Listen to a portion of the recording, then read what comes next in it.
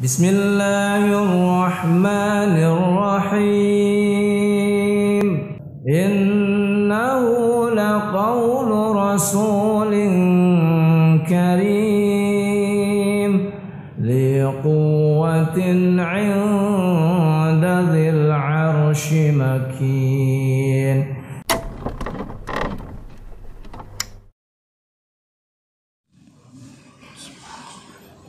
Assalamualaikum warahmatullahi wabarakatuh. Innal hamdalillah nahmaduhu wa nasta'inuhu wa nastaghfiruh wa na'udzu billahi min shururi anfusina wa sayyiati a'malina. May yahdihillahu fala mudilla lahu wa may yudlil fala hadiyalah. Wa ashhadu an la ilaha illallah wahdahu la syarika lah wa ashhadu anna Muhammadan abduhu wa rasuluhu la nabiyya ba'dah. Allahumma shalli wa sallim wa barik ala Muhammad wa ala alihi wa sahbihi wa man tabi'ahum bi ihsanin ila yaumil qiyamah. Amma ba'du. Ikhwani fiddin, jamaah salat subuh rahimani wa rahimakumullah. Sebelum kita mulai kajian kita, sekali lagi saya ingin mengucapkan taqabbalallahu minna wa minkum sholihal a'mal. Mudah-mudahan Allah Subhanahu wa taala menerima dan mengabulkan setiap amalan-amalan kita, ibadah kita di bulan Ramadan terutama. Karena sebagaimana kita tahu bahwa amalan itu yang terpenting bukan hanya sekedar kita diberi kemudahan untuk mengerjakannya, tapi yang lebih penting lagi adalah apabila amalan kita itu diterima dan dikabulkan oleh Allah Subhanahu wa taala. Sebagaimana dikatakan oleh sahabat Ali radhiyallahu anhu, la tahtammu biqillatil amal wahtammu bil qabul. Alam tasma'u qaulallahi ta'ala innama yataqabbalullahu minal muttaqin. Jangan memperhatikan atau mempedulikan sedikitnya amal perbuatan, tapi perhatikanlah apakah amalan itu diterima atau tidak. Jadi memperbanyak amalan bagus, tapi meningkatkan kualitas amalan supaya diterima oleh Allah Ta'ala itu lebih bagus. Tidakkah kalian mendengar firman Allah Ta'ala, innama yataqabbalullahu minal muttaqin? Sesungguhnya Allah Ta'ala hanyalah menerima dari orang-orang yang bertakwa. Jadi apabila amalan kita diterima oleh Allah Ta'ala, maka itu menjadi salah satu tanda bahwa kita ini termasuk orang-orang yang bertakwa, dan itu adalah kesuksesan bagi kita. Setelah libur Ramadan, libur Idul Fitri, maka kita lanjutkan kembali kajian kita.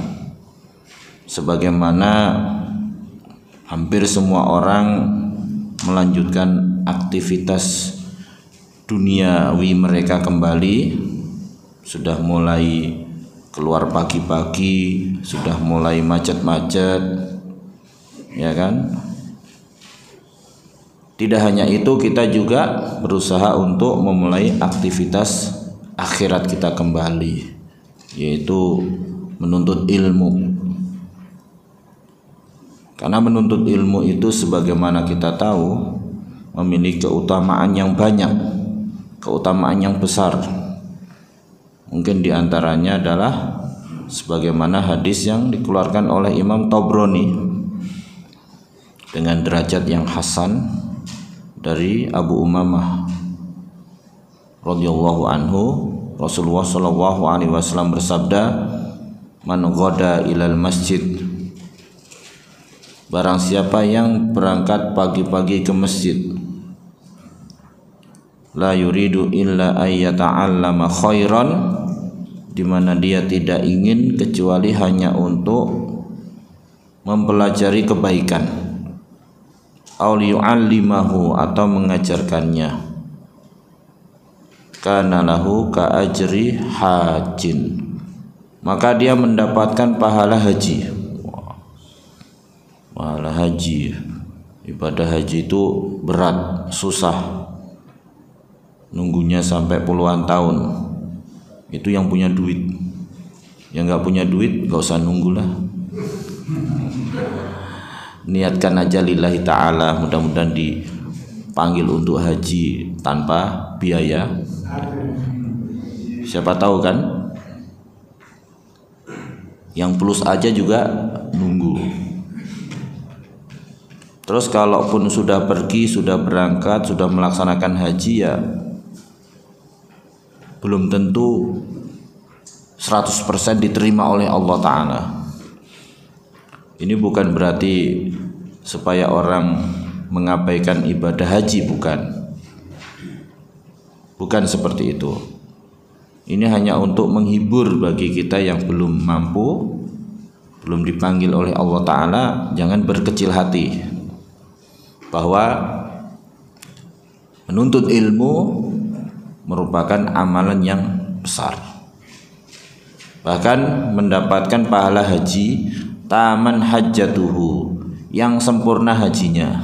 Jadi seperti orang yang berangkat haji, melaksanakan haji yang hajinya sempurna. Jadi pagi-pagi berangkat ke masjid, tapi yang terpenting meluruskan niat. La yuridu illa ayyata'allama khairan. Dia tidak ingin kecuali hanya untuk mempelajari kebaikan atau mengajarkan kebaikan. Jadi dia pergi ke masjid tidak ada tujuan yang lain. Tidak ada tujuan yang lain selain ibadah sholat, juga untuk mempelajari kebaikan. Maka dia mendapatkan pahala haji yang sempurna hajinya. Nah, ini bisa saja setiap orang itu setiap hari dapat pahala haji terus, padahal tidak pernah mengeluarkan uang sepeser pun. Ya mungkin 2.000 untuk kotak amal mungkin, atau mungkin malah enggak sama sekali tapi dapat pahala haji sempurna. Masya Allah. Jadi sayang sekali kalau keutamaan yang besar ini kita sia-siakan. Walaupun sekali lagi bukan untuk mengabaikan ibadah haji. Ini bagi yang tidak punya atau belum punya kemampuan, jangan berkecil hati. Baik, karena setelah libur Ramadan dan Idul Fitri, kita sepertinya belum mulai lagi kajian Al-Qaulul Mufidnya dulu, pemanasan dulu biar panas lagi. Ya kita insyaallah pagi ini tematik lah. Baik, setelah Ramadan berlalu, hari raya berlalu, tugas kita yang utama yaitu beribadah kepada Allah Ta'ala belum selesai, karena perjalanan kita masih jauh. Perjalanan kita itu melewatin alam dunia ini, terus melewatin alam kubur, terus melewatin alam akhirat yang tiada batasnya, tiada habisnya. Jadi perjalanan kita itu masih jauh sekali.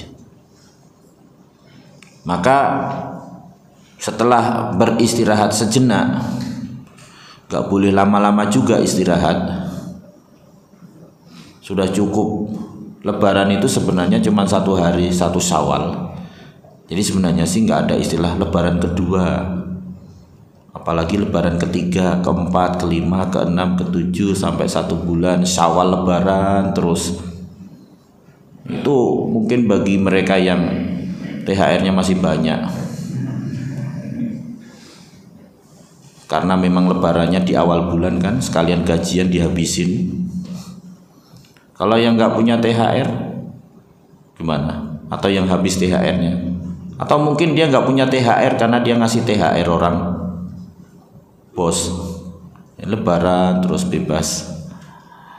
Tapi secara umumnya kita ya cukuplah beristirahat itu 1 pekan lah. Ya kalau mau lebih 2 pekan silahkan. Tapi jangan kemudian berlarut-larut. Beristirahat terus santai dulu sampai 1 bulan. Nanti mau mulai lagi berat. Iya kan? Karena sudah merasa nyaman di zona istirahat. Ya. Sehingga di sini sangat penting sekali, bahkan harus kita itu menjaga konsistensi, keistiqomahan di dalam beribadah kepada Allah Subhanahu wa ta'ala. Ada beberapa poin kenapa kita harus senantiasa istiqomah dan konsisten di dalam beribadah kepada Allah Subhanahu wa ta'ala. Poin yang pertama, sekali lagi karena memang tugas kita yang utama diciptakan oleh Allah ta'ala adalah untuk beribadah kepada Allah ta'ala. Wa ma khalaqtul jinna wal insa illa liya'budun. Jadi memang kita ini dilahirkan oleh ibu kita, diciptakan oleh Allah ta'ala. Tujuan utama kita, tugas utama kita adalah beribadah. Itu yang harus selalu ada di benak dan pikiran kita. Adapun makan, minum, jalan-jalan, seneng-seneng, refreshing, itu hanya sebagai pelengkap atau intermezzo, bukan tugas utama. Ya, jadi jangan juga setiap hari jalan-jalan. Oh, fulan kemana kok nggak kelihatan? Lagi jalan-jalan ke Singapura, tapi nggak jadi. Terus fulan kemana? Oh, lagi ke Hong Kong. Terus fulan kemana? Lagi makan siang di mana itu? Ya bukan gitu. Jangan tiap hari jalan-jalan terus, walaupun duitnya banyak kan. Nah, tugas utama kita adalah beribadah kepada Allah ta'ala. Dan beribadah kepada Allah ta'ala itu sampai kita meninggal. Selagi masih hidup, masih bernapas, tetap berkewajiban beribadah kepada Allah ta'ala. Seperti dalam surah Al-Hijr ayat 99. Wa'bud rabbaka hatta ya'tiyakal yaqin. Dan beribadahlah kepada Tuhanmu sampai datang keyakinan kepadamu. Artinya sampai datang kematian. Jadi selagi masih hidup, masih bernapas, masih sadar, masih berkewajiban sholat. Jadi nggak ada istilahnya, Ustaz, saya sakit dirawat, semuanya infus, kabelnya banyak, apakah saya wajib sholat? Kamu masih bernapas? Iya, maka wajib sholat, walaupun dengan isyarat.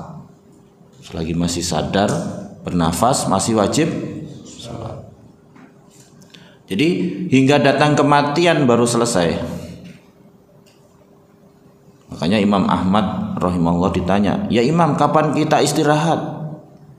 Ya, kalau sudah menginjakkan kaki kita di dalam surga baru istirahat. Jadi jangan berpikir kita masih di dunia ini istirahat dulu sholatnya. Jangan. Istirahat dulu ibadahnya. Kalaupun ada istirahat itu hanya selingan aja biar nggak bosan misalnya. Jadi tidak ada kata istirahat sampai kita menginjakkan kaki di dalam surga. Selagi belum, terus ibadah terus. Apalagi kita ini yang belum pasti apakah kita termasuk penghuni surga atau bukan.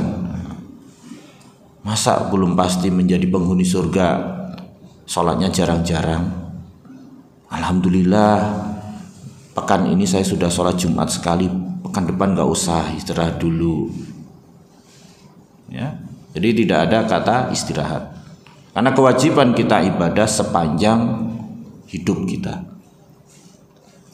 Itu yang pertama. Poin yang kedua, kenapa kita harus istiqomah dan konsisten di dalam beribadah kepada Allah Ta'ala? Karena memang yang namanya ibadah yang disyariatkan oleh Allah Ta'ala itu tidak bersifat sekali, tapi berkelanjutan, berkesinambungan. Ya, sholat satu hari 5 kali. Jadi bukan hanya sekali aja, 5 kali. Kemudian puasa di Ramadan setiap hari. Dan itu bukan hanya satu hari aja, setiap hari. Puasa bukan hanya di bulan Ramadan aja. Di bulan-bulan berikutnya juga ada ibadah.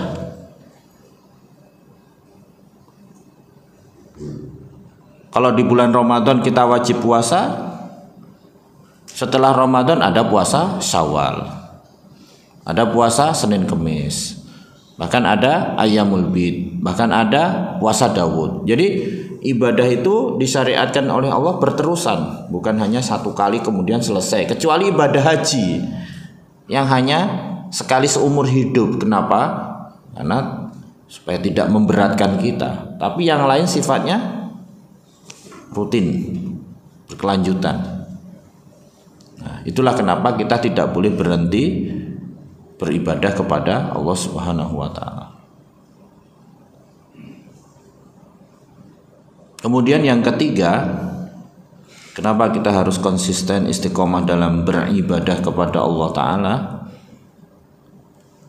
Karena Nabi Shallallahu Alaihi Wasallam bersabda, innamal a'malu bil khawatim.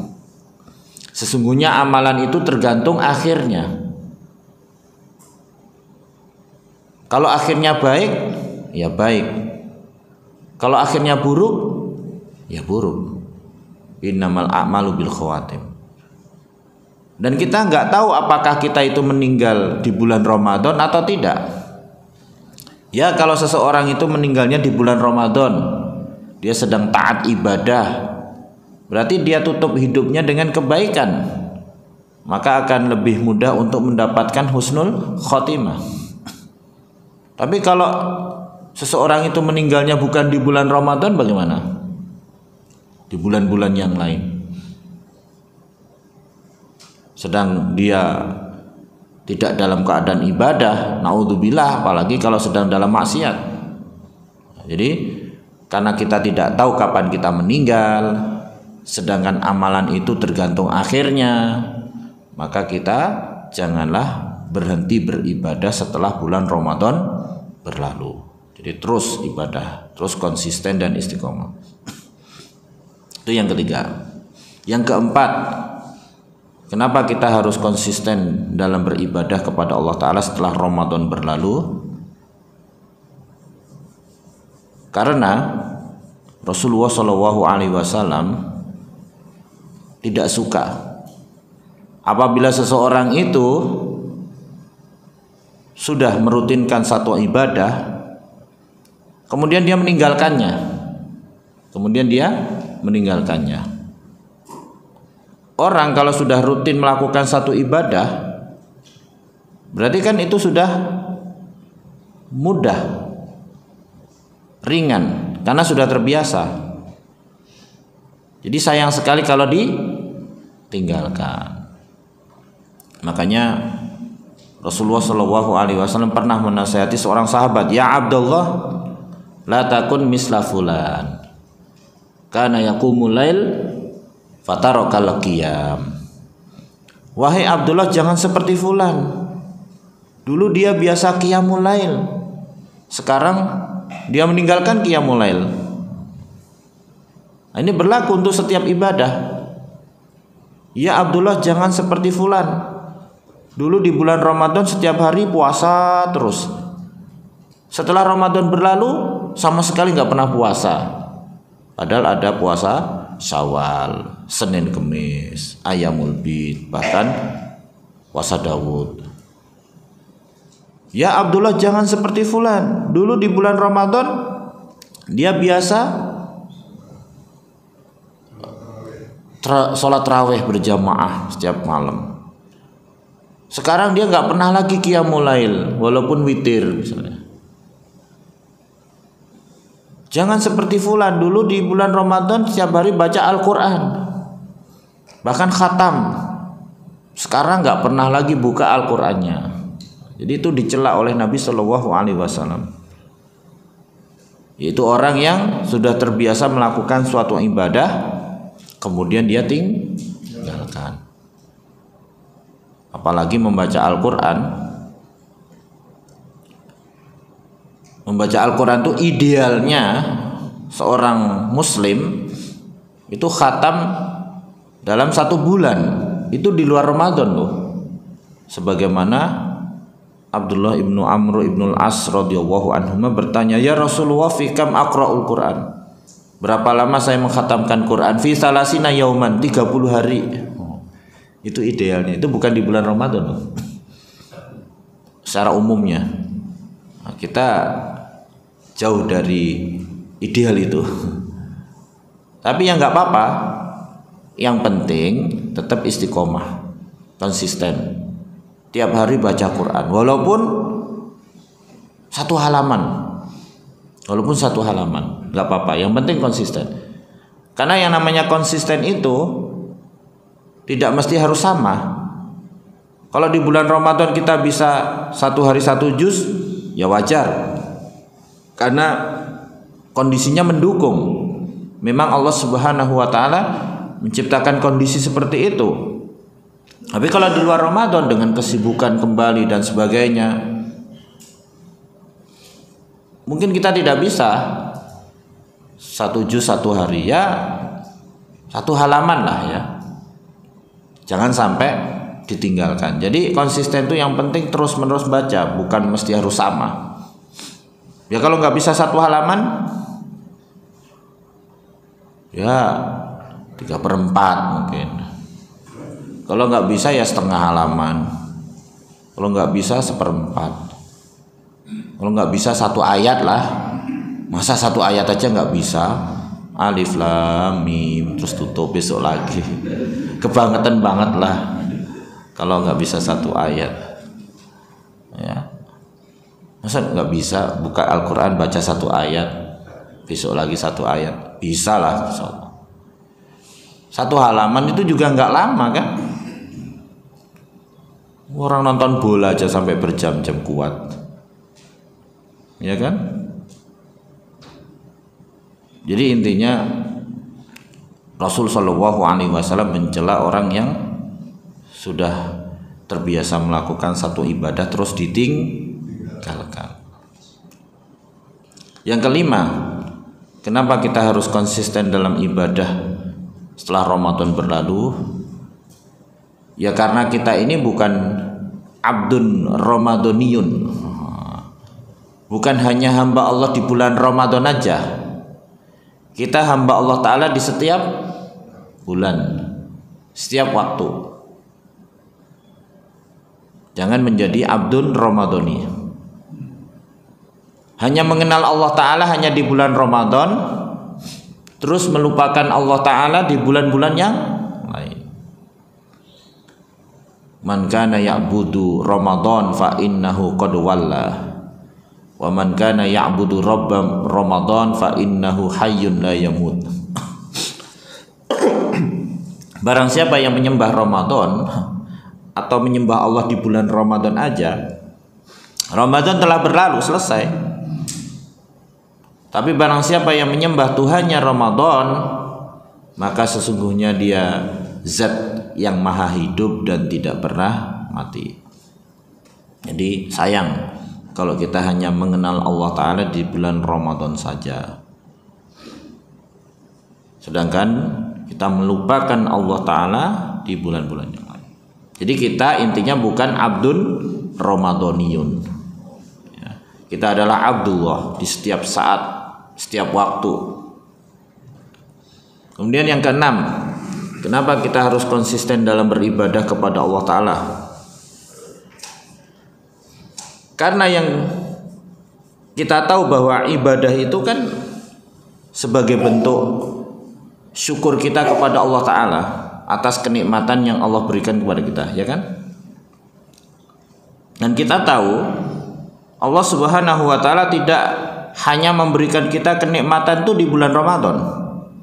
Apakah kita hanya dapat rezeki di bulan Ramadan, terus di bulan-bulan yang lain Allah membiarkan kita? Enggak kan? Apakah Allah Subhanahu wa Ta'ala memberikan kita kesehatan, keselamatan, keamanan hanya di bulan Ramadan, di bulan-bulan yang lain tidak? Enggak kan?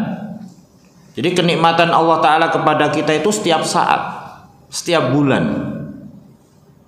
Dan yang namanya kenikmatan itu harus disyukuri. Dan mensyukuri kenikmatan itu tidak cukup hanya mengucapkan alhamdulillah, tapi dengan beribadah, beramal. Jadi ibadah, beramal soleh adalah makna bersyukur yang hakiki, sebagaimana diajarkan oleh Nabi Shallallahu Alaihi Wasallam. Oleh karena itulah Rasul Shallallahu Alaihi Wasallam kalau sholat malam sampai kaki beliau yang mulia bengkak, pecah-pecah. Kenapa Anda melakukan itu ya Rasulullah? Kata Aisyah radhiyallahu anha, afala akunu abdan syakura. Kenapa aku tidak menjadi hamba Allah yang bersyukur? Jadi bersyukur itu dengan beribadah. Karena kenikmatan yang kita dapatkan itu tidak hanya di bulan Ramadan, berarti kewajiban bersyukur kita setiap saat, setiap waktu. Kalau di dalam surah Saba ayat 13, i'malu ala Dawuda syukra wa qalilun min ibadiyas syakur. Beramalah kalian wahai keluarga Dawud. Kenapa? Syukron, sebagai bentuk syukur kepada Allah. Kalau bersyukur itu dengan beramal, beribadah, maka yang bersyukur lebih sedikit dari yang tidak bersyukur.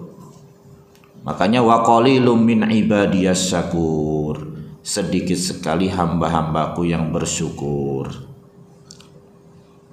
Karena walaupun banyak mengucapkan alhamdulillah, tapi kita tidak menggunakan kenikmatan itu untuk ibadah, maka belum disebut bersyukur, ya. Oleh karena itulah, untuk mensyukuri kenikmatan Allah Ta'ala, maka setiap waktu, bukan hanya di bulan Ramadan aja, ya, kita terus beribadah kepada Allah Subhanahu wa Ta'ala. Kemudian yang ke-7, kenapa kita harus konsisten beribadah kepada Allah walaupun setelah Ramadan berlalu? Karena Ramadan itu bagi kita bukan terminal terakhir, tujuan akhir. Ramadan itu bagi kita adalah rest area, bukan kampung halaman. Orang kalau mudik sepanjang jalan capek kan, maka dia perlu istirahat. Istirahatnya di mana? Rest area. Bener-bener dibela-belain walaupun macet 8 kilo, tetap pengen minggir. Udah minggir cari parkir gak dapat, bablas gak jadi. Akhirnya di pinggir jalan rest areanya. Intinya perlu istirahat. Untuk apa? Melepaskan lelah. Untuk apa? Mengumpulkan kekuatan. Istirahat. Tapi apakah ketika dia di rest area itu dia berpikir, kayaknya enak di sini deh, gak jadi pulang aja, gak jadi mudik, terus menetap di situ, ya kan? Ada nggak? Ada. Yang ada pengen buru-buru pulang kampung. Orang udah punya mobil baru pengen pamer, gimana nggak jadi pulang kampung?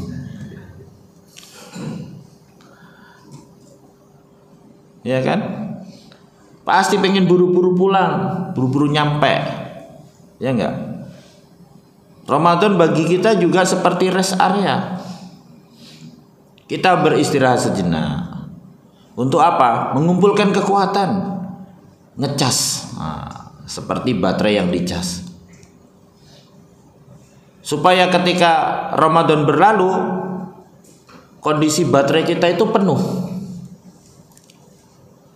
Ketika baterainya penuh, untuk melanjutkan perjalanan kembali. Iya kan? Dalam bulan Ramadan kan wah semangat ibadah. Setelah keluar Ramadan harusnya tetap semangat ibadah karena baterainya penuh. Itu kalau menyadari kalau Ramadan itu sebagai tempat istirahat, tempat mengumpulkan kekuatan. Tapi kalau orang menyadari Ramadan itu sebagai tujuan akhir, terminal terakhir, setelah Ramadan berlalu selesai, alhamdulillah, udah nggak wajib puasa lagi, semuanya udah selesai, berhenti. Itu kalau nganggapnya begitu.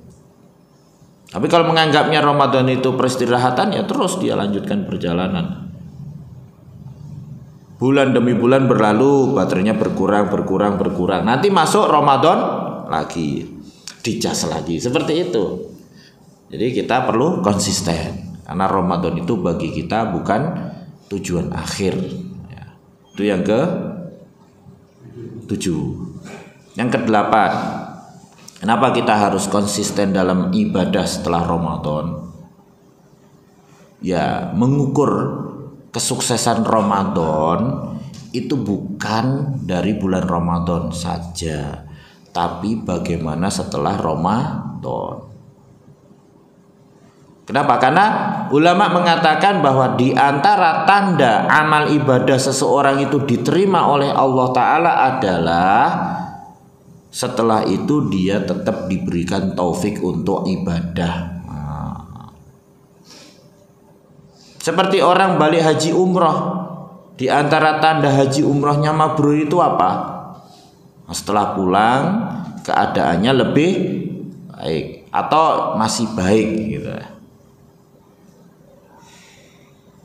Begitu juga tanda kesuksesan Ramadan seseorang itu tidak hanya dilihat ketika Ramadan, tapi bagaimana setelah Ramadan.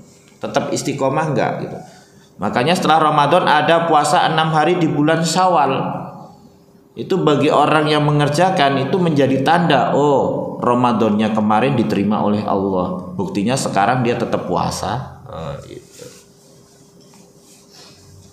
Kalau nggak puasa bukan berarti nggak diterima, artinya tidak tahu apakah diterima atau tidak.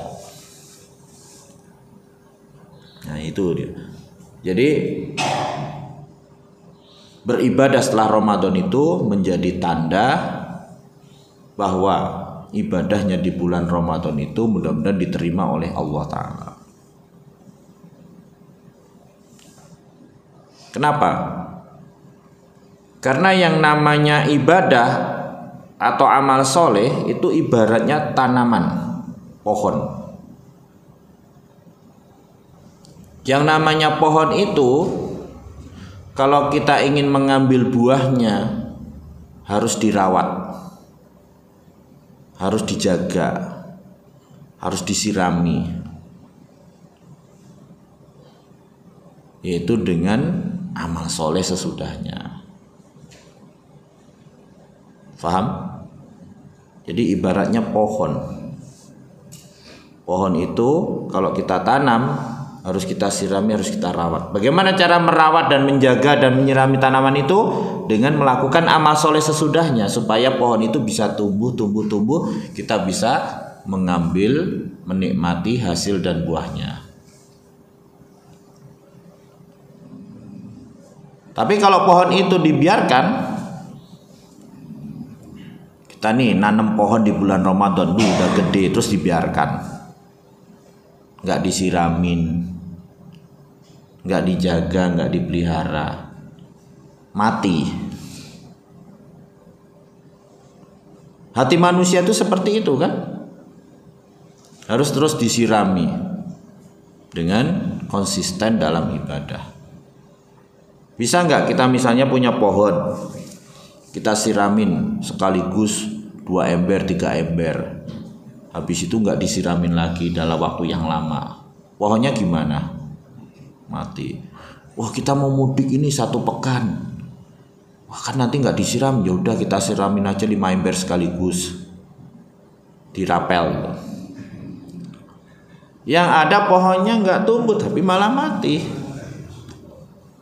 Karena pohon itu harus disiramin terus konsisten kan, terus menerus. Siramin, besok lagi siramin, besok lagi siramin. Begitu juga hati kita harus seperti itu. Yaitu disirami dengan apa? Dengan ibadah, dengan amal soleh. Nah itulah kenapa kita harus konsisten beribadah setelah Ramadan. Itu yang ke-8. Yang ke-9, kenapa kita harus konsisten dalam ibadah setelah Ramadan? Orang yang konsisten beribadah setelah Ramadan, dia akan mendapatkan keutamaan. Di antaranya apa? Apabila ada uzur, dia tidak dapat melakukan ibadah tersebut, dia tetap dikasih pahala yang sempurna. Berdasarkan hadis, idza maridul abdu aw safara kutiba lahu ma kana ya'malu muqiman shahihan. Apabila seorang hamba itu sakit atau bepergian, ditulis untuknya pahala apa yang biasa dia lakukan dalam keadaan sehat atau berada di rumah. Jadi ditulis untuknya pahala apa yang biasa dia lakukan. Ini kalau tidak karena kebiasaan, konsistensi dalam ibadah, dia nggak dapat pahala tersebut dengan sempurna. Misalnya orang biasa puasa Senin Kemis, satu hari dia mau puasa uzur, sakit atau bepergian, akhirnya dia nggak puasa. Dia tetap dapat pahala puasa itu sempurna. Sebabnya apa? Karena dia konsisten dalam berpuasa. Kalau bukan karena konsistensinya dalam berpuasa, dia nggak dapat ini. Misalnya orang nggak pernah puasa Senin Kemis, dia niat nih, insya Allah besok saya puasa. Qadarullah uzur, sakit atau apa, akhirnya dia nggak jadi puasa. Dia dapat pahala niatnya aja. Karena niat untuk melakukan kebaikan itu adalah kebaikan. Dia dapat pahala tapi pahala niat aja. Beda dengan orang yang terbiasa puasa Senin Kemis, dia tidak hanya dapat pahala niat, tapi juga pahala seperti mana dia melakukan puasa sempurna. Dalilnya tadi. Nah, jadi kalau kita konsisten dalam beribadah, terus suatu saat kita uzur, tetap dicatat pahala ibadah itu sempurna. Itu keuntungan orang yang konsisten dalam ibadah. Kemudian berikutnya yang ke-10. Kenapa kita harus konsisten dalam ibadah setelah Ramadan? Karena amalan itu yang paling dicintai oleh Allah Ta'ala itu bukan yang banyak tapi cuma sekali, tapi yang konsisten walaupun sedikit. Sebagaimana di dalam hadis, ahabbul a'mali ilallahi ta'ala adwamuha wa in qalla. Ahabbul a'mali ilallahi ta'ala, amalan yang paling dicintai oleh Allah Ta'ala adalah adwamuha, yang paling konsisten, bukan yang paling banyak. Wa in qalla, meskipun sedikit tuh. Jadi banyak tapi cuman sekali-sekali dengan konsisten walaupun sedikit lebih dicintai yang konsisten walaupun sedikit. Kalau namanya lebih dicintai oleh Allah berarti pahalanya lebih besar di sisi Allah. Orang baca Al-Quran satu hari 1 juz, cuman sekali aja, habis itu malas nggak mau baca lagi. Dibandingkan dengan orang yang baca Quran 1 hari 1 halaman tapi setiap hari terus. Walaupun dia baca setiap hari ini belum nyampe 1 juz, tetap lebih dicintai oleh Allah Ta'ala ketimbang yang baca Quran 1 juz tapi cuma 1 kali. Kenapa? Karena yang ini konsisten walaupun sedikit. Makanya perlu konsistensi di dalam beribadah. Jangan cuma sekali habis itu nggak ibadah lagi. Ya kalau secara logika nih ya, secara logika di dunia ini kita punya teman baik. Mana yang lebih bagus? Kita datang ke dia berkunjung cuma sekali atau konsisten setiap pekan? Nggak mesti harus setiap hari lah ya kan. Setiap hari juga ngebosenin juga kan kalau main ke teman. Setiap pekan dikunjungin, setiap pekan dikunjungin. Mana yang lebih bagus? Ya setiap pekan, ya kan? Kalau datang cuma setiap tahun sekali, udah gitu datangnya pas lagi butuh lagi, teman, wah ini lagi orang nggak pernah datang, nggak pernah kasih kabar, tiba-tiba datang, pas lagi butuh lagi. Kalau nggak butuh nggak datang, ya. Jadi lebih bagus mana? Yang setiap pekan datang, setiap pekan, nggak mesti harus setiap hari. Itu kepada orang, karena orang bisa bosan. Tapi kalau kepada Allah Ta'ala, Masya Allah, kita setiap saat berdoa, setiap saat bermunajat, setiap saat berhubungan dengan Allah Ta'ala, Allah Subhanahu Wa Ta'ala sangat senang sekali. Bedakan ya, cuman ini hanya menunjukkan pentingnya konsistensi. Ya. Kemudian yang ke-11, kenapa kita harus konsisten di dalam beramal atau beribadah setelah Ramadan? Jadi orang yang sudah beribadah di bulan Ramadan itu anggapannya apa? Sudah terbiasa di dalam beribadah, ya kan? Karena Ramadan itu ibaratnya madrasah, sekolah. Di bulan Ramadan dia mendidik dirinya untuk terbiasa ibadah, membiasakan, mendisiplinkan diri untuk ibadah. Dari sejak bangun tidur, sahur, ya enggak? Kemudian banyak istighfar kepada Allah di waktu sahur. Terus setelah itu rakaat al-fajr. Terus setelah itu sholat subuh. Terus baca zikir pagi. Terus baca Al-Quran, ya kan? Terus mungkin kerja rutin sampai tidur kembali. Tarawih dan sebagainya. Kalau sudah terbiasa seperti itu kan gampang, mudah. Sayang kalau terus ditinggalkan. Untuk memulai lagi lebih sulit, seperti orang manasin mobil yang nggak dipakai 5 tahun misalnya. Berat. Jadi melakukan sesuatu yang sudah terbiasa akan lebih mudah. Sehingga sayang sekali kalau kemudian ditinggalkan. Jadi seolah-olah melakukan sesuatu yang sia-sia gitu loh. Kalau di dalam surah An-Nahl ayat 92 Allah Ta'ala berfirman, wala takunu kallati naqadat ghazlaha min ba'di quwwatin ankasa. Janganlah kalian seperti seorang wanita yang menguraikan kembali tenunannya setelah kokoh, setelah kuat. Nah, misalnya orang bikin karpet seperti ini. Ada kalanya kan karpetnya itu handmade, buatan tangan. Oh, itu pasti harganya lebih mahal. Kenapa? Karena perlu waktu yang lama, perlu ketelitian, ketekunan, perlu tenaga, perlu biaya besar. Coba bayangkan kalau orang sudah berhasil bikin karpet itu dengan bagus, kokoh, terus nggak dipakai, malah dibongkar lagi satu persatu benangnya, bongkar. Nih kalau ada orang yang seperti itu kita bilang apa? Percuma, sia-sia, ya kan? Begitu juga kita.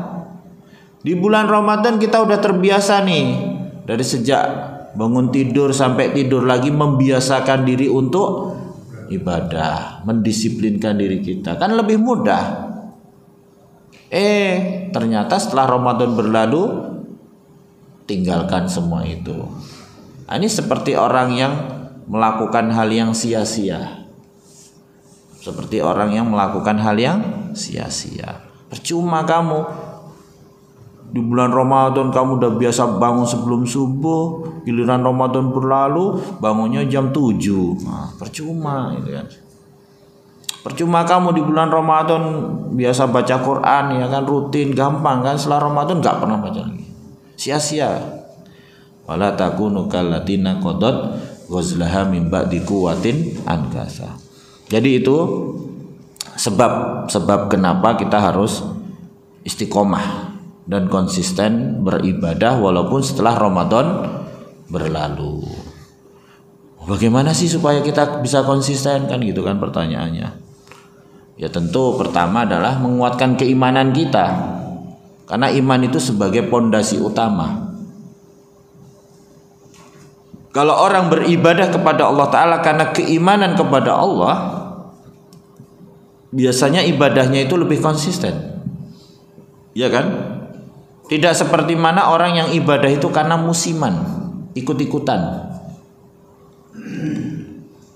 Kalau karena musiman, ikut-ikutan, pasti di bulan Ramadan juga dia ke masjidnya paling 1 pekan. Kenapa? Karena pekan berikutnya orang udah mulai santai lagi. Ya. Yang tarawih sepanjang bulan penuh, itu jarang-jarang. Paling-paling hari salah. Ya kan? Yang lain pekan kedua udah mulai maju barisannya, softnya maju. Jadi kebanyakan karena apa? Ikut-ikutan, musim-musiman. Tapi kalau karena ibadah itu karena keimanannya, loh saya merasa butuh kepada Allah.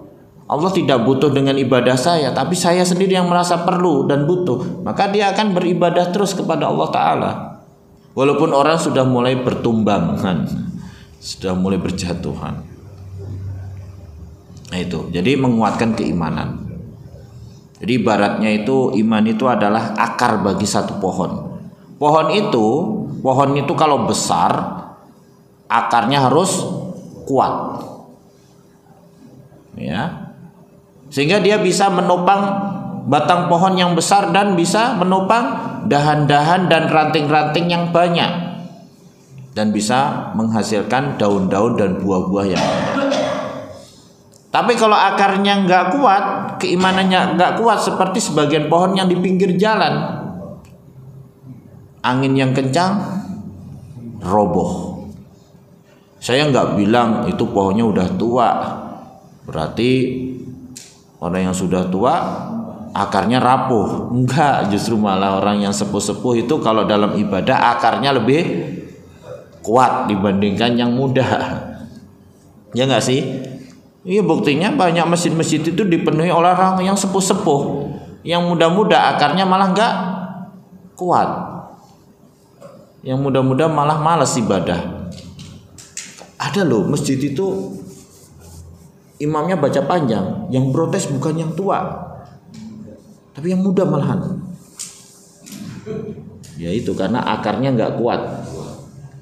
Jadi akar itu penting, keimanan. Itu yang mendorong kita untuk bersemangat terus dalam ibadah kepada Allah.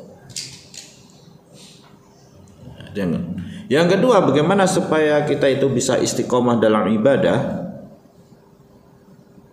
Ya kita banyak membaca Al-Quran. Al-Quran itu obat bukan? Obat dari penyakit apa? Semuanya. Yang membuat orang gak istiqomah itu kenapa? Karena keraguannya dia. Ragu-ragu. Bener gak sih akhirat ada misalnya? Atau karena godaan duniawi, syahwat. Maka itu diobati dengan membaca Al-Quran, merenungkan, mentadaburi Al-Quran, seperti itu. Supaya apa? Supaya penyakit keraguan-raguannya hilang, menjadi mantap, yakin, supaya godaan duniawinya hilang. Kadang-kadang orang itu malas ibadah gara-gara apa, Pak? Mikirin dunia, mikirin utang, kok nggak habis-habis, malah nambah, pusing. Makanya dengan membaca Al-Quran, bukan berarti utangnya lupa, bukan. Artinya dia lebih diberikan ketenangan. Jangan sampai utang dilupakan. Yuk kita baca Quran aja biar utangnya lupa, tiba-tiba langsung lunas.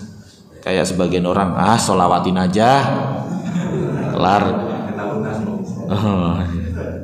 Jadi intinya beban hidup duniawi, masalah-masalah duniawi itu yang berkaitan dengan masalah syahwat dan sebagainya itu bisa hilang dengan membaca Al-Quran. Ala bidzikrillahi tatmainnul qulub. Ketahuilah dengan mengingat Allah, apalagi dengan baca Quran, tatmainnul qulub, hati kita menjadi tenang. Ya, jadi ibadah pun semangat, khusyuk. Kemudian yang ketiga, bagaimana supaya kita istiqomah? Supaya istiqomah itu kalau ibadah jangan memberatkan diri, sesuai kemampuan. Nah, ini kita melihat orang, Masya Allah, fulan itu kalau kajian 1 hari bisa 2 kali, 3 kali.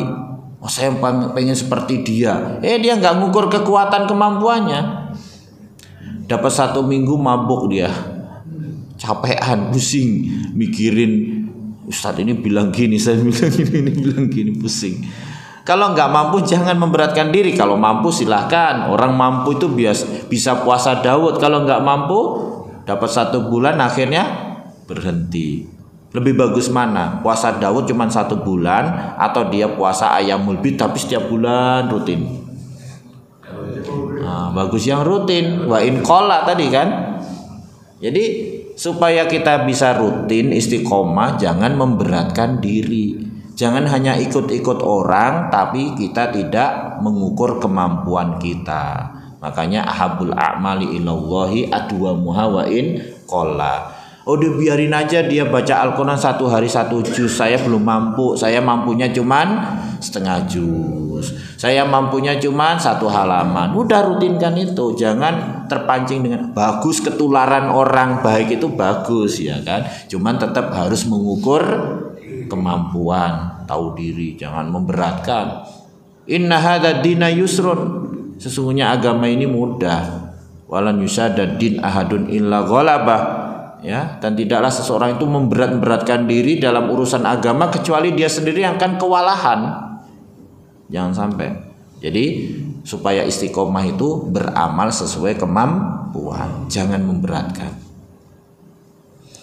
Terus kalau dalam hal yang sunah-sunah supaya istiqomah, yang sunah-sunah nih ya, bukan berarti kita tinggalkan enggak, tapi lebih menitik beratkan amalan-amalan yang memang sesuai dengan apa ya, kecenderungan kita, apa yang kita cintai, apa yang kita sukai.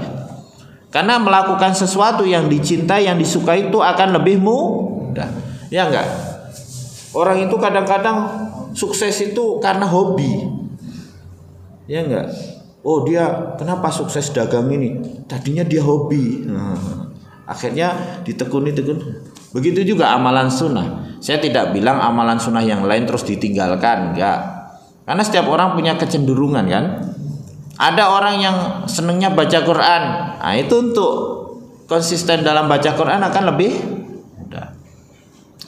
Itu titik beratkan di situ, fokus di situ. Ada orang yang hobinya apa? Qiyamul Lail. Kalau qiyamul lail dia mudah, ya sudah situ. Perbanyak di situ. Bukan berarti yang lain tinggalkan. Ada yang hobinya misalnya puasa sunnah ya kan? Orang ini memang dasarnya dari kecil susah makan, jadi kalau puasa gampang. Bisa aja kan gitu kan? Biasanya memang dari kecilnya seharian nggak makan kuat kan dia, makanya susah. Itu kalau puasa gampang. Ya sudah titik beratkan itu. Ada orang yang suruh puasa susah karena duitnya banyak, seneng jajan. Ya sudah, titik beratkan apa? Sedekah.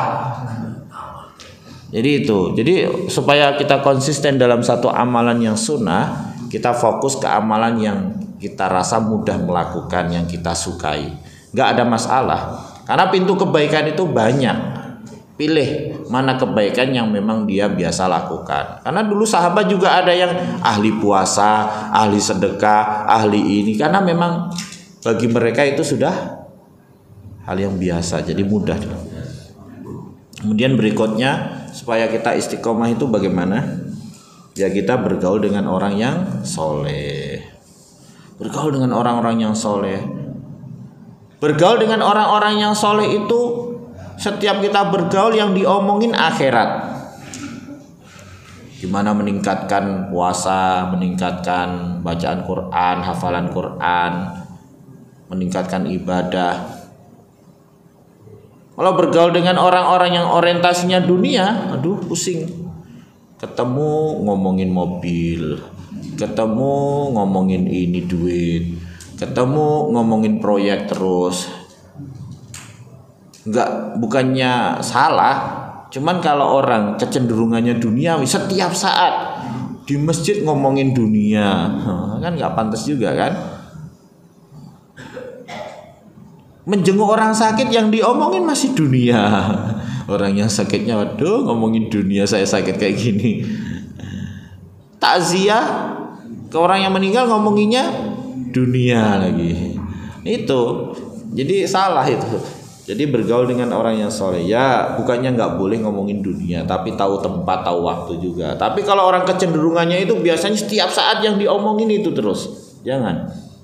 Bergaul dengan orang yang soleh selalu diingatkan, ya enggak.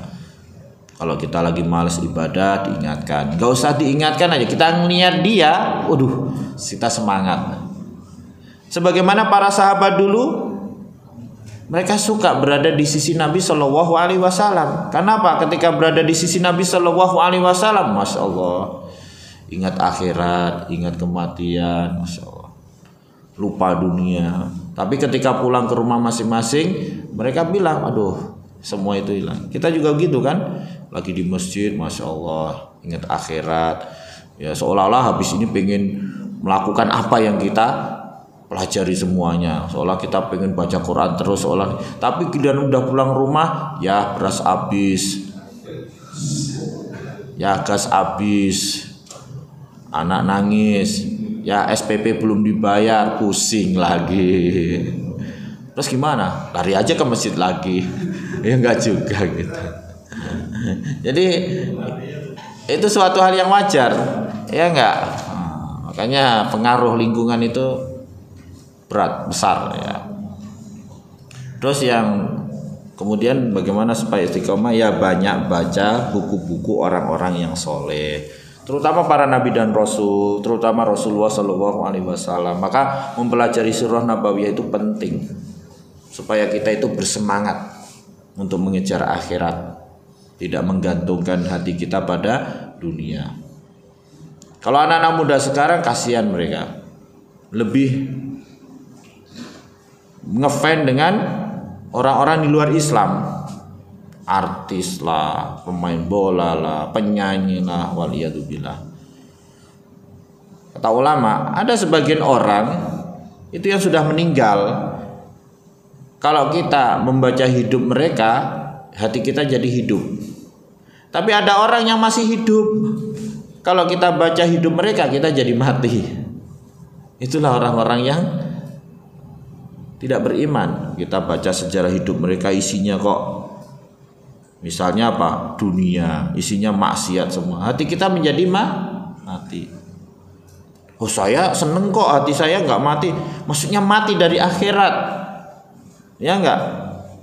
Seperti para pemuda yang mengidolakan apa itu artis-artis Korea misalnya kan.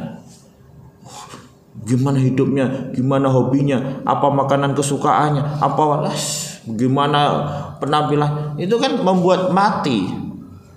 Kenapa? Karena tidak tergerak untuk ibadah. Emang ada artis Korea ngajarin ngaji sehingga fannya ikut rajin ngaji. Memang ada artis Korea yang ngajarin qiyamul lail, puasa sunnah, nggak ada kan? Ya gimana anak-anak kita jadi rajin ngaji, rajin puasa, rajin ini kalau dia melihat artis-artis Korea kan ya. Tapi kalau kita baca sejarah orang-orang soleh dulu, masya Allah, ini rajin puasa, ini khatam Quran sekian hari, wah, gitu. Jadi membaca sejarah hidup orang yang soleh. Yang terakhir, banyak berdoa kepada Allah Subhanahu wa Ta'ala. Banyak doanya kan supaya istiqomah. Rabbana la tuzigh qulubana ba'da idh hadaitana wa hab lana min ladunka rahmah innaka antal wahhab. Ya muqallibal qulub tsabbit qalbi ala dinik. Ada lagi doa Nabi sallallahu alaihi wasallam, Allahumma inni a'udzubika minal hauri ba'dal qauri. Allahumma inni a'udzubika minal hauri ba'dal qauri. Apa itu haur? Apa itu qaur? Haur itu ya ibaratnya berlindung kepada Allah Ta'ala dari haur, dari keadaan futur lah ya. Ba'dal qaur, setelah keadaan istiqomah atau kokoh. Sebenarnya istilah qaur itu ditujukan secara bahasa artinya apa? Melilitkan atau melingkarkan. Itu dipakai untuk sorban. Nah, sorban itu kalau dipakai apa? Dililitkan, dikuatkan kan? Wah, itu qaur. Makanya idza syamsu kuwirat. Apabila matahari nanti pada hari kiamat kuwirat, digulung. Nah, oleh Allah Ta'ala. Jadi sorban itu digulung, dilingkarkan, kokoh. Itu. Kalau dibuka itu namanya haur. Tapi bukan ini bermakna kita itu disunahkan pakai sorban. Jadi sorbannya itu dipasang terus, jangan sampai dilepas gitu, enggak. Ini kiasan lah ya. Nabi Shallallahu Alaihi Wasallam berlindung kepada Allah Ta'ala dari haur, yaitu keadaan yang futur setelah qaur, yaitu keadaan yang kokoh atau istiqomah. Itu maksudnya begitu. Nah, itu saja mungkin yang bisa kita pelajari pada pertemuan pagi ini. Mudah-mudahan kita selalu istiqomah dalam beribadah kepada Allah Ta'ala, sehingga kita dipanggil oleh Allah Ta'ala dalam keadaan husnul khotimah. Ya, silakan, ada yang mau bertanya mungkin.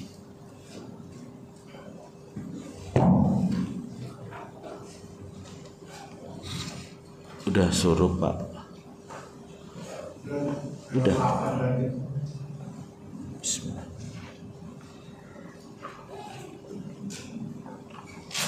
Ya, silakan. Yang mau nanya.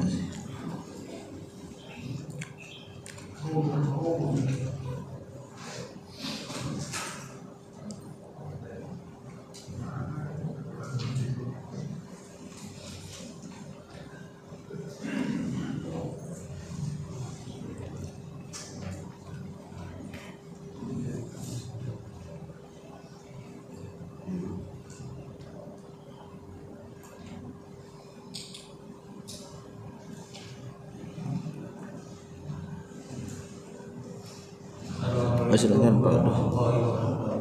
Waalaikumsalam warahmatullahi wabarakatuh. Silakan. Mau menanyakan Pak Ustaz, bagaimana cara memotivasi anak atau memacu anak itu yang sudah balik itu meningkatkan ibadah.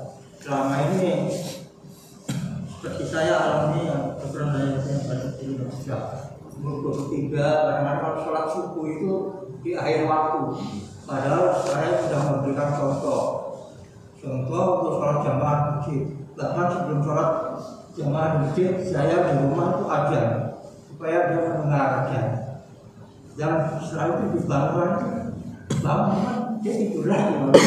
Bahkan kalau kita asal itu, kemudian melawan. Nah itu ada caranya untuk mengatasi anak. Baik. Jadi yang namanya memotivasi anak itu tidak kita mulai setelah anak itu balik, harusnya sejak kecil. Cuman ya kita tahu sendiri, kita ini kadang-kadang memang umumnya belum sadar, kecuali baru-baru sekarang juga kan kita sebagai orang tua. Tapi intinya tidak ada kata terlambat. Tetap kita didik mereka sesuai kemampuan. Caranya gimana? Tidak hanya memberikan contoh, tapi juga ngajak. Yuk sholat, mengingatkan, dan juga memotivasi anak untuk sholat itu dengan nasihat-nasihat. Kalau masih kecil, masih belum nalar, cukup diajak aja. Karena kalau anak masih kecil, umur 5 tahun, kita jelaskan tentang pentingnya sholat. Wah, sholat itu tiang agama. Kalau orang tidak sholat akan bisa lihat bangunan. Orang bikin bangunan, temboknya bagus, atapnya bagus, lantainya bagus, gentengnya bagus, tapi nggak ada tiang sama sekali. Coba gimana rumah itu? Meroboh pasti, ya kan? Begitu juga kita puasa bagus, ini bagus, tapi sholat nggak benar, bisa roboh agama kita. Jadi diajak berpikir. Perlu juga disampaikan ancaman-ancaman orang yang ninggalin sholat. Disampaikan hadis-hadis atau ayat-ayat tentang pentingnya menjaga sholat. Karena mereka sudah nalar. Tidak hanya cukup dikasih contoh atau diajak. Karena mereka sudah dewasa. Kalau masih kecil cukup dikasih contoh. Ya, nggak usah diajak pun biasanya malah ngikut. Ya ikut kemana? Ke masjid. Ya. Gak usah diajarin sholat itu ngikutin. Bahkan misalnya orang tuanya lagi sholat nih, saya sholat ya. Kadang-kadang dalam sholat kita garuk-garuk kan, dia ikut garuk-garuk. Dikira itu bagian dari sholat. Karena anak itu ya mengkopi apapun yang dilakukan oleh orang tua, mudah sekali. Dikira kita itu garuk-garuk itu bagian dari sholat, diikutin, semua diikutin. Kalau orang yang dewasa harus lebih banyak diajak diskusi. Terus dihindarkan dari hal-hal yang memalingkan sholat. Sholat subuh telat karena begadang.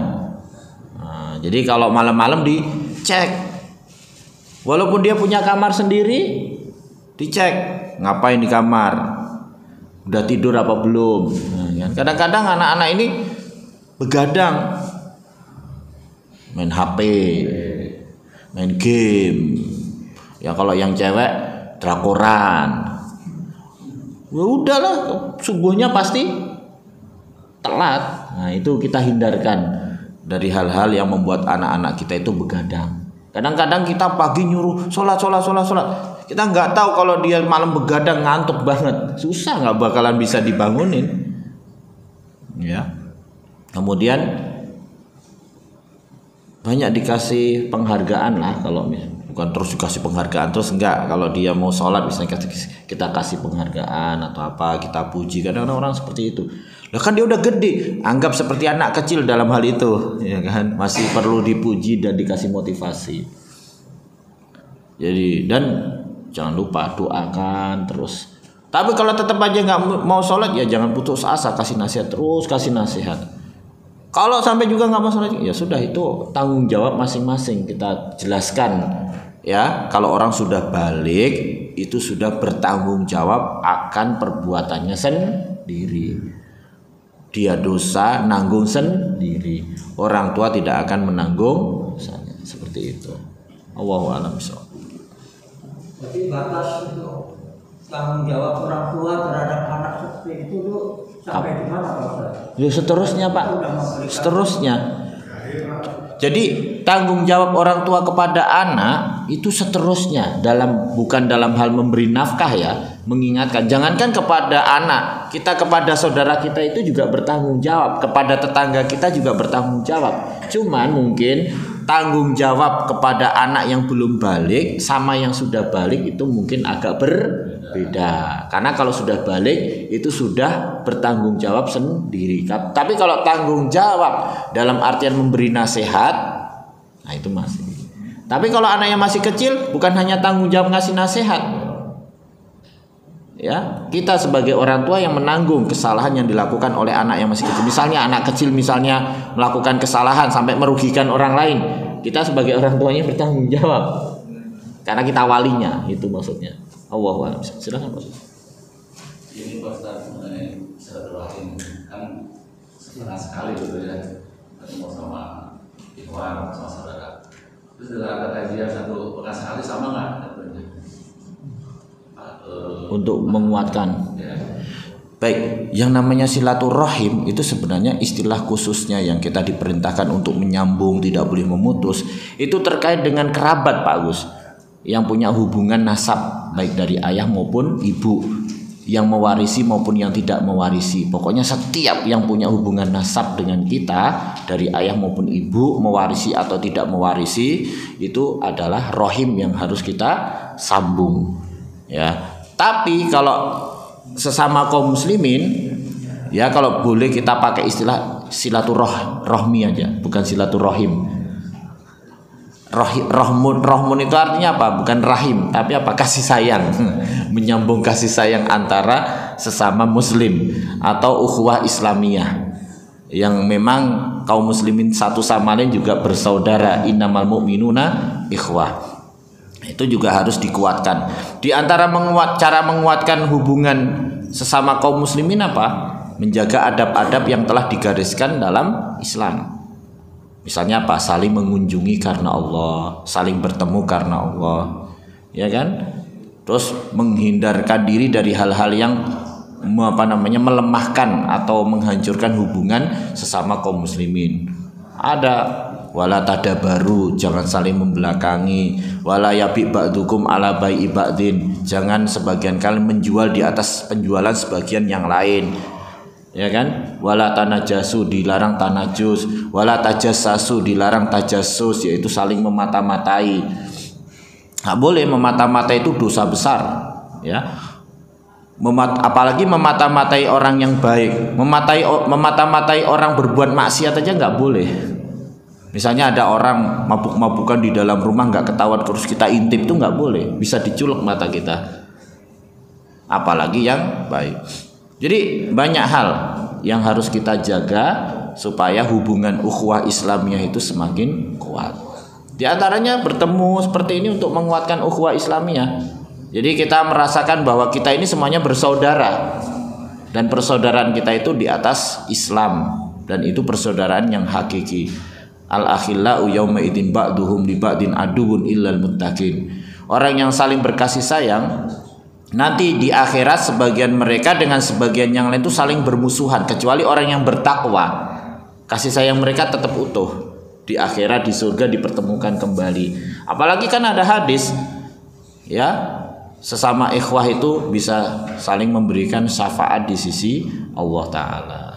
Allahu a'lam. Ada lagi? Cukup. Ini udah terang apa mendung ya? Mendung ya. Iya. Baik, kita cukupkan kajian kita sampai di sini. Mudah-mudahan bermanfaat. Kurang lebihnya mohon maaf. Kita tutup dengan kafaratul majlis. Subhanakallahumma wa bihamdika asyhadu an la ilaha illa anta astaghfiruka wa atubu ilaik. Assalamualaikum warahmatullahi wabarakatuh.